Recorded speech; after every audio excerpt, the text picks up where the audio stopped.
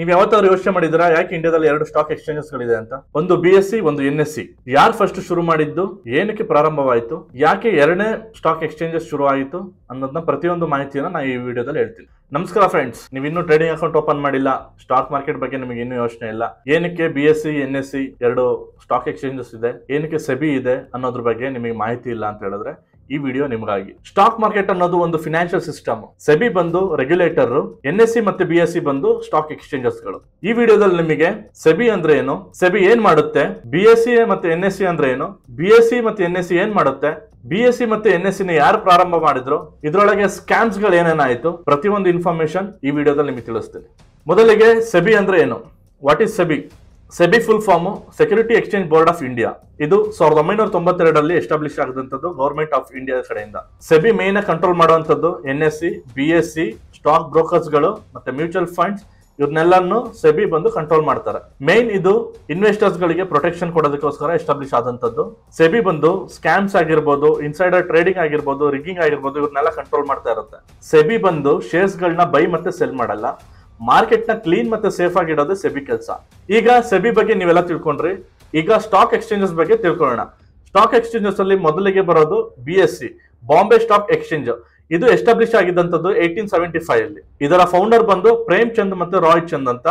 BSE original name ಬಂದು the native shares and stock brokers association ಅಂತ. BSE ಬಂದು ಏಷ್ಯಾದಲ್ಲೇ oldest ಮತ್ತೆ ಫಸ್ಟ್ ಸ್ಟಾಕ್ ಎಕ್ಸ್ಚೇಂಜ್.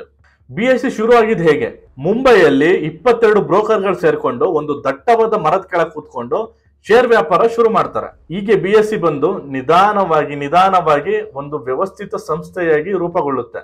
ಈ ಸಂಸ್ಥೆ ರೂಪುಗೊಂಡ ನಂತರ ಇದರಲ್ಲಿ ಸಮಸ್ಯೆಗಳು ಏನೇನಾಯ್ತು, ಇದು ಮ್ಯಾನ್ಯುವಲ್ ಆಗಿ ಎಲ್ಲ ಕೂಗಿ ಸ್ಟಾಕ್ ಮಾರ್ಕೆಟ್ ನ ಖರೀದಿಸ್ತಾ ಇದ್ರು. ಅಂಡ್ ಮೇನ್ ಆಗಿ 1992 ಹರ್ಷದ್ ಮೆಹ್ತಾ ಸ್ಕ್ಯಾಮ್ ಆಗಿದ್ದು. ಈ ಹರ್ಷದ್ ಮೆಹ್ತಾ ಸ್ಕ್ಯಾಮ್ ಬಗ್ಗೆ ನೀವು ಟಿವಿ ಸೀರೀಸ್ ಅಲ್ಲಿ ಆಗಿರ್ಬೋದು, ಸಿನಿಮಾಗಳಲ್ಲಾಗಿರ್ಬೋದು ನೋಡಿದಿರಾ. ಅದ್ರ ಬಗ್ಗೆ ನಾನು ತೀರಾ ಜಾಸ್ತಿ ಇನ್ ಡೆಪ್ತ್ ಆಗಿ ಹೇಳೋದಕ್ಕೆ ಹೋಗಲ್ಲ. ಈ Harshad Mehta fake bank receipt ಆಗಿರ್ಬೋದು, ರಿಗ್ಗಿಂಗ್ ಆಗಿರ್ಬೋದು, ಪ್ರತಿಯೊಂದು ಸ್ಕ್ಯಾಮ್ ಮಾಡೋದಕ್ಕೆ ಶುರು ಮಾಡಿದ ನಂತರ ಈ BSE ನ ಟ್ರಸ್ಟ್ ಕಡಿಮೆ ಆಗ್ತಾ ಬಂತು. ಈ ಸ್ಕ್ಯಾಂಡಲ್ಸ್ ನಿಂದ BSE ಮೇಲೆ ಇನ್ವೆಸ್ಟರ್ಸ್ ಗಳ ನಂಬಿಕೆ ಕಡಿಮೆ ಆಗ್ತಾ ಬಂತು. ತದನಂತರ BSE 1995 ಅಲ್ಲಿ ಆನ್ಲೈನ್ ಟ್ರೇಡಿಂಗ್ ಬೋಲ್ಟ್ ನ ಇಂಟ್ರೊಡ್ಯೂಸ್ ಮಾಡಿದ್ರು. ಇವತ್ತಿಗೆ BSE ಪ್ರಪಂಚದಲ್ಲಿ ಅತಿ ಹೆಚ್ಚು ಕಂಪನೀಸ್ ನ ಒಳಗೊಂಡಿರುವಂತದ್ದು. 5000+ ಕಂಪನೀಸ್ ಇದೆ BSE ಅಲ್ಲಿ. ಇದರ ಇಂಡೆಕ್ಸ್ ಬಂದು Sensex, top 30 companies Sensex under ಅಲ್ಲಿ ಬರುತ್ತೆ. ಓಕೆ, ಈಗ BSE ಬಗ್ಗೆ ತಿಳ್ಕೊಂಡ್ರಲ್ಲ, ಈಗ NSE ಬಗ್ಗೆ ತಿಳ್ಕೊಳ್ಳೋಣ. NSE full form national stock exchange. ಇದು ಶುರು ಆಗಿದ್ದಂಥದ್ದು 1992 ಅಲ್ಲಿ. ಆದ್ರೆ ಇದ್ರ ಟ್ರೇಡಿಂಗ್ ಶುರು ಮಾಡಿದಂಥದ್ದು 1994 ಅಲ್ಲಿ. ಇದನ್ನ ಯಾರು ಶುರು ಮಾಡಿದ್ದು, ಇದನ್ನ ಶುರು ಮಾಡಿದಂಥವ್ರು LIC, SBI, IDBI, ICICI, ಇನ್ನು ಹಲವಾರು ಬ್ಯಾಂಕಿಂಗ್ ಸೆಕ್ಟರ್ಸ್ ಗಳು ಸೇರ್ಕೊಂಡು ಈ NSE ಅನ್ನ ಶುರು ಮಾಡಿದಂಥದ್ದು. ನೀವೇ ಕೇಳಬಹುದು, ಆಲ್ರೆಡಿ BSE ಇದೆ, ಯಾಕೆ NSE ಶುರು ಮಾಡಿದ್ರು ಅಂತ. BSE ನಲ್ಲಿ ನಡೆದಂತಹ ಹಗರಣಗಳು, ಪಾರದರ್ಶಕತೆಗಳು, ಇದೆಲ್ಲ ಸರ್ಕಾರಕ್ಕೆ ದೊಡ್ಡ ತಲೆನೋವಾಗಿತ್ತು. ಸೊ ಸರ್ಕಾರಕ್ಕೆ ಮೇನ್ ಟೆಕ್ನಾಲಜಿ ರಿಲೇಟೆಡ್ ಒಂದು ಸ್ಟಾಕ್ ಎಕ್ಸ್ಚೇಂಜ್ ಬೇಕಾಗಿತ್ತು. ಅದಕ್ಕೋಸ್ಕರ ಇದನ್ನ ಶುರು ಮಾಡಿದಂಥದ್ದು. NSE ಅವರು ಇಂಟ್ರೊಡ್ಯೂಸ್ ಮಾಡಿದಂಥದ್ದು neat, online screen based trading. And ಇದು ಎಲ್ಲರಿಗೂ ಸಮ ಆಕ್ಸೆಸ್ ಕೊಟ್ಟರು ಬ್ರೋಕರ್ಸ್ ಗಳಿಗೂ. ಅಂಡ್ ಇದು ಸೆಟ್ಲ್ಮೆಂಟ್ ತಂದಿದ್ದು T+2 ಡೇ ಸೆಟ್ಲ್ಮೆಂಟ್ ನ NSE ತಗೊಂಡ್ ಬಂತು. ಈ NSE ಬಂದ್ಮೇಲೆ ಇಡೀ ದೇಶದಲ್ಲಿ ಎಲ್ಲರೂ ಶೇರ್ ಮಾರ್ಕೆಟ್ ಗೆ ಇನ್ವೆಸ್ಟ್ ಮಾಡೋದಕ್ಕೆ ಸಹಾಯ ಆಯ್ತು. ಈ NSE ಬಂದ್ಮೇಲೂ ಸಹ 2010ರಿಂದ 2015 ತನಕ ಕೆಲವೊಂದು ಬ್ರೋಕರ್ಸ್ ಗಳಿಗೆ ಮಾತ್ರ ಫಾಸ್ಟರ್ ಆಕ್ಸೆಸ್ ಸಿಗ್ತಾ ಇತ್ತು.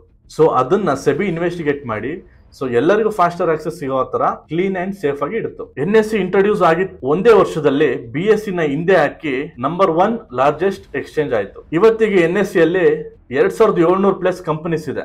NSE ಮೇನ್ ಇಂಡೆಕ್ಸ್ ಬಂದು ನಿಫ್ಟಿ 50. ವರ್ಲ್ಡ್ ಅಲ್ಲಿ largest derivatives exchange NSE. NSE online trading ನ ತಗೊಬಂದು ಆಟೋಮೇಶನ್ ಮಾಡಿದ ನಂತರ BSE ನಿಧಾನವಾಗಿ ಹಿಂದೆ ಉಳಿತಾ ಹೋಗಿತ್ತು. ಅಂದ್ರೆ BSE ಅಲ್ಲಿ ಆಟೋಮೇಶನ್ ತಂದ್ರು, ಅಂದ್ರೆ ಆನ್ಲೈನ್ ಟ್ರೇಡಿಂಗ್ ತಂದ್ರು, ಬಟ್ ಆ ತರೋ ಅಷ್ಟರಲ್ಲಿ NSE ಅದರಿಂದ ಓವರ್ಕಮ್ ಆಗಿ ಈಗ ಟಾಪ್ ಅಲ್ಲಿ NSE ಇದೆ. ಸೊ ಇವರು BSE ಅವರು ಲೇಟ್ ಆಗಿ ಆಟೋಮೇಶನ್ ತಂದಿರೋದ್ರಿಂದ ಮತ್ತೆ ಟ್ರಸ್ಟ್ ನ ಅವಾಗಲೇ BSE ಸ್ಕ್ಯಾಮ್ ಗಳಿಂದ ಕಳ್ಕೊಳ್ಳೋದ್ರಿಂದ BSE ಮೇಲೆ ಟ್ರಸ್ಟ್ ಸ್ವಲ್ಪ ಕಡಿಮೆ ಆದ್ರಿಂದ NSE ಬಂದು ಓವರ್ಕಮ್ ಮಾಡಿ ಟಾಪಿಗೆ ಬಂತು. ಇವತ್ತಿಗೆ ಎರಡು ಸ್ಟಾಕ್ ಎಕ್ಸ್ಚೇಂಜ್ ಕೂಡ SEBI ಕಂಟ್ರೋಲ್ ಅಲ್ಲೇ ಇರುವಂತದ್ದು.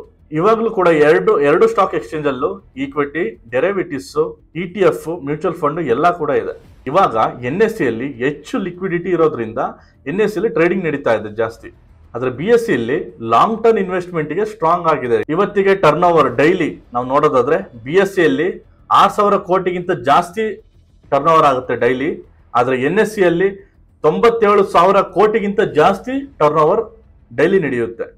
BSE ಅಲ್ಲಿ ಡೆರಿವೇಟಿವ್ ವ್ಯಾಲ್ಯೂಮ್ಸ್ ತುಂಬಾ ಕಡಿಮೆ ಇದೆ, ಆದ್ರೆ NSE ಅಲ್ಲಿ ಜಾಸ್ತಿ ಇದೆ ಡೆರಿವೇಟಿವ್ ವ್ಯಾಲ್ಯೂಮ್ಸ್. ಸೊ ನಿಮಗೆ ಅರ್ಥ ಆಯ್ತಲ್ಲ BSE ಮತ್ತೆ NSE ಏನ್ ಡಿಫ್ರೆನ್ಸ್ ಅಂತ.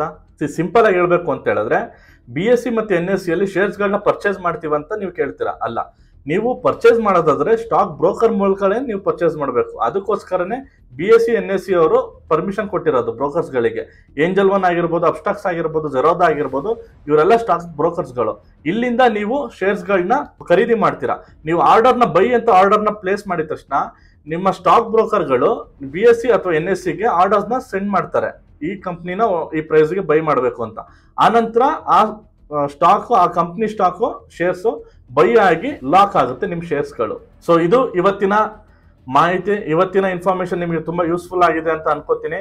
ಸೊ ನಿಮಗೆ ಇಷ್ಟ ಆಗಿದ್ರೆ ದಯವಿಟ್ಟು ಸಬ್ಸ್ಕ್ರೈಬ್ ಮಾಡ್ಕೊಳ್ಳಿ, ಬೆಲ್ ಐಕನ್ ಕ್ಲಿಕ್ ಮಾಡಿ, ಮತ್ತೆ ಲೈಕ್ ಮತ್ತೆ ಶೇರ್ಸ್ ಮಾಡಿ. ನಿಮ್ಮ ಫ್ರೆಂಡ್ಸ್ ಫ್ಯಾಮಿಲಿಗೆ ಯಾರ್ಯಾರೆಲ್ಲ ಇನ್ನು ಸ್ಟಾಕ್ ಮಾರ್ಕೆಟಿಗೆ ಬರಬೇಕು ಅಂತ ಇದ್ದಾರೆ, ಶೇರ್ಸ್ ಬಗ್ಗೆ ತಿಳ್ಕೊಬೇಕು ಅಂತ ಇದ್ದಾರೆ, ಅವ್ರಗಳಿಗೆಲ್ಲ ಈ ವಿಡಿಯೋನ ಶೇರ್ ಮಾಡಿ ಅಂತ ಹೇಳ್ತಾ ನನಗೆ ಹೀಗೆ ಸಪೋರ್ಟ್ ಮಾಡ್ತಾ ಇರಿ.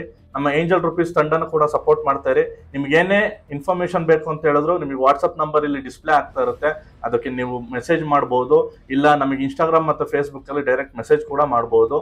ಸೊ ಇನ್ನು ಯಾರೆಲ್ಲ ನಮ್ಮ ಯೂಟ್ಯೂಬ್ ಚಾನಲ್ ಸಬ್ಸ್ಕ್ರೈಬ್ ಅಲ್ಲ ದಯವಿಟ್ಟು ಸಬ್ಸ್ಕ್ರೈಬ್ ಆಗಿ. ನಮ್ದು ಏಂಜಲ್ ರುಪೀಸ್ ವೆಬ್ಸೈಟ್ ಕೂಡ ಇದೆ, ನಮ್ದು angel rupees official Telegram channel link ಕೂಡ ಡಿಸ್ಕ್ರಿಪ್ಷನ್ ಅಲ್ಲಿ ಹಾಕಿರ್ತೀವಿ, ಅಲ್ಲೂ ಕೂಡ ಹೋಗಿ ನೀವು ಜಾಯ್ನ್ ಆಗ್ಬೋದು. ಡೈಲಿ ನ್ಯೂಸ್ ಗಳಿಗೋಸ್ಕರ ಅಪ್ಡೇಟ್ ಆಗ್ತಾ ಇರುತ್ತೆ.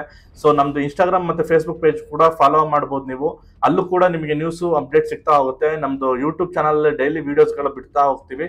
ಸೊ ಅಲ್ಲಿ ಡೈಲಿ ಮಾರ್ಕೆಟ್ ಬಗ್ಗೆ ಆಗಿರ್ಬೋದು, ಮಾರ್ಕೆಟ್ ರಿಸರ್ಚ್ ಬಗ್ಗೆ ಆಗಿರ್ಬೋದು, ಹೇಗೆ ಮಾರ್ಕೆಟ್ ನಡೀತಾ ಇದೆ, ಹೇಗೆ ನೀವು ಯಾವ್ದು ಕಂಪ್ನೀಸ್ ಹೇಗೆ ಹೋಗ್ತಾ ಇದೆ ಅನ್ನೋದನ್ನ ನಾವು ಎಜುಕೇಶನ್ ಪರ್ಪಸ್ಗೋಸ್ಕರ ವಿಡಿಯೋ ಮಾಡ್ತೀವಿ. ಸೊ ಇಲ್ಲಿ ನಾವು ಯಾವುದೇ ರೀತಿಯಾದಂತ ಫಿನಾನ್ಷಿಯಲ್ ಅಡ್ವೈಸರ್ ಅಲ್ಲ, ಸೆಬಿ ರಿಜಿಸ್ಟರ್ಡ್ ಫೈನಾನ್ಷಿಯಲ್ ಅಡ್ವೈಸರ್ ಅಲ್ಲ. ಸೊ ಇಲ್ಲಿ ನಾವು ಯಾರಿಗೂ ಕೂಡ ಈ ಸ್ಟಾಕ್ಸ್ ನ ಪರ್ಚೇಸ್ ಮಾಡಿ, ಈ ಶೇರ್ಸ್ ನ ಪರ್ಚೇಸ್ ಮಾಡಿ, ಈ ಕಂಪ್ನಿ ಶೇರ್ಸ್ ನ ಪರ್ಚೇಸ್ ಮಾಡಿ ಅಂತ ಯಾರಿಗೂ ಗೈಡ್ ಕೂಡ ಮಾಡಲ್ಲ. ನಾವು ನಿಮಗೆ ಹೆಲ್ಪ್ ಮಾಡೋದು ಯಾವ್ದ್ರಲ್ಲಿ ಅಂತ ಹೇಳಿದ್ರೆ free account, demat account open ಮಾಡೋದ್ರೆ ಹೆಲ್ಪ್ ಮಾಡ್ತೀವಿ. ಮತ್ತೆ ಹೇಗೆ ಪ್ಲೇಸ್ ಮಾಡೋದು ಅನ್ನೋದ್ರ ಬಗ್ಗೆ ನಿಮ್ಗೆ ಏನಾದ್ರು ಡೌಟ್ಸ್ ಇದ್ರೆ, ಹೇಗೆ SIP ನ ಬೈ ಮಾಡೋದು, ಹೇಗೆ ಮ್ಯೂಚುವಲ್ ಫಂಡ್ ನ ಬೈ ಮಾಡೋದು, ಅದ್ರ ಬಗ್ಗೆ ನಾವು ಎಜುಕೇಟ್ ಮಾಡ್ತೀವಿ ಹೊರತು ಯಾವುದೇ ರೀತಿ ಇಲ್ಲಿ ಫಿನಾನ್ಷಿಯಲ್ ಅಡ್ವೈಸ್ ಮಾಡೋದಿಲ್ಲ ನಾವು. ಯಾಕಂದ್ರೆ ನೀವು ಫಿನಾನ್ಷಿಯಲ್ ಅಡ್ವೈಸರ್ ಬೇಕು ಅಂತ ಹೇಳಿದ್ರೆ ಸೆಬಿ ರಿಜಿಸ್ಟರ್ಡ್ ಅಂತ, ಅದಕ್ಕೋಸ್ಕರ ಸೆಬಿ ರಿಜಿಸ್ಟರ್ಡ್ ಫಿನಾನ್ಷಿಯಲ್ ಅಡ್ವೈಸರ್ಸ್ ಗಳು ಇರ್ತಾರೆ. ಅವ್ರ ಹತ್ರ ನಿಮ್ಮ ಫಿನಾನ್ಷಿಯಲ್ ಬಗ್ಗೆ ನೀವು ಡಿಸ್ಕಸ್ ಮಾಡಿ, ಅಲ್ಲಿ ನೀವು ನಿಮ್ಮ ಏನ್ ಫಿನಾನ್ಷಿಯಲ್ ರಿಲೇಟೆಡ್ ಇನ್ವೆಸ್ಟ್ಮೆಂಟ್ ಇರುತ್ತೆ ಅದ್ರ ಬಗ್ಗೆ ನೀವು ಕೇಳ್ಕೋಬಹುದು.